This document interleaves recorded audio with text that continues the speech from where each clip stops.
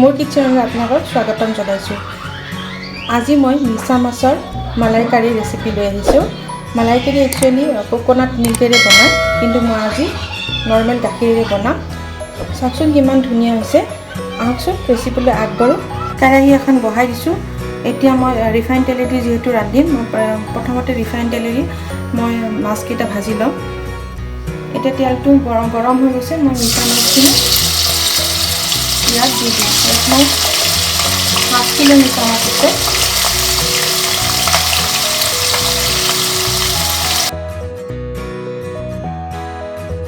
নিমখ দি সৰু চামুচেৰে 2 চামুচ। মোৰ চামুচখন দেখিছেনে বাৰু? বহুত সৰু হয়। আপোনালোকৰ টিস্পুন ল'লে 1 চামুচ ল'লে প্ৰথম অকণমান হালধি দিছোঁ।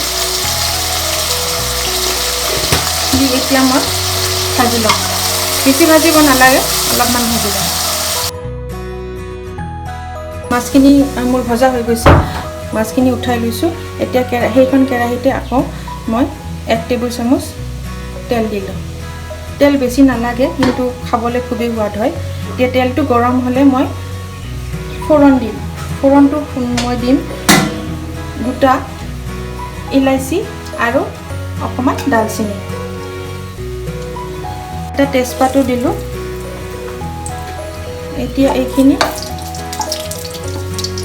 এতিয়া মই ডাঙৰ ৰুকি লোৱা পিঁয়াজ আৰু নহৰু 5টামান পিছত ওলাই লৈছিলোঁ, সেইখিনি ইয়াত দি দিম।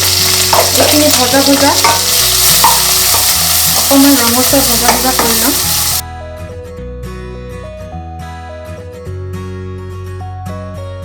পিঁয়াজ অকণমান ৰঙচুৱা হৈ আহিছে আৰু দেখিছেনে তেলো ওলাব ধৰিছে, তেল এৰি দিছে পিঁয়াজে। এতিয়া মই ইয়াত 2টা বিলাহী পেষ্ট কৰি লৈছিলোঁ। মই গ্ৰেট কৰি লৈছিলোঁ একচুৱেলি, আপোনালোকে পেষ্ট কৰি ল'ব পাৰে। এইখিনি বিলাহীখিনি এতিয়া মই ভালকৈ ভাজিম, নহ'লে যেতিয়া গাখীৰ দি দিম ফাটি যাব পাৰে। বিলাহী যিহেতু টেঙা, ফাটি যাব পাৰে। এইখিনি মই ভালকৈ একদম ভাজি ল'ম। বিলাহী ভজা অলমষ্ট হৈ গৈছে। এতিয়া মই অকণমান হালধি গুড়ি, নিমখ অলপমান আৰু অলপমান চেনি দিম। আপোনালোকৰ যদি চেনি নালাগে এইটো এভইড কৰিব পাৰে। চেনি দিম, মোৰ ভাল লাগিছে নিদিলে। কালাৰটো ধুনীয়া হয়। আৰু মই যিহেতু ৰঙা জলকীয়া, কেঁচা ৰঙা জলকীয়া ইউজ কৰিম, কিন্তু গুড়িটো ইউজ নকৰোঁ। আপোনালোকে গুড়িটো ইউজ কৰিব পাৰে, কালাৰ ধুনীয়া আহিব। এতিয়া মই ইয়াত ভাজি থোৱা মাছখিনি দি দিম। চাওক বেছি ভজা নাই মাছখিনি, অকণমানে ভাজি দিছোঁ।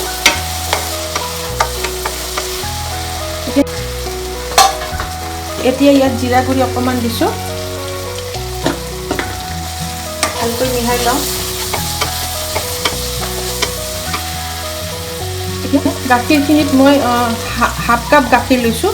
ইয়াতে মই গাখীৰৰ সৰটো লৈ লৈছোঁ। যিহেতু মই মালাইকাৰী বনাম, সেইকাৰণে মই ওপৰত মালাইটো লৈ লৈছোঁ। এতিয়া গাখীৰটো দি দিম খালি। মই পানী নিদিওঁ। আপোনালোকৰ যদি গ্ৰেভিটো বেছি লাগে পানী দিব পাৰে। মই পানী দি দিওঁ, গোটেই গাখীৰখিনি দি বনাইছোঁ। এতিয়া মই ঢাকি ৰাখিম অকণমান সময়। গ্ৰেভি ডাঠ হৈ আহিছে। এতিয়া মই লাষ্টত অকণমান গৰম মছলা দিম।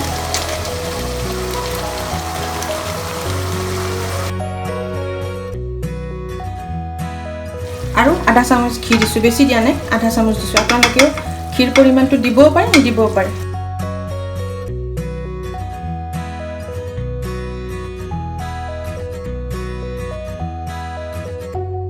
মালাইকাৰী ৰেচিপি সম্পূৰ্ণ হৈ গৈছে।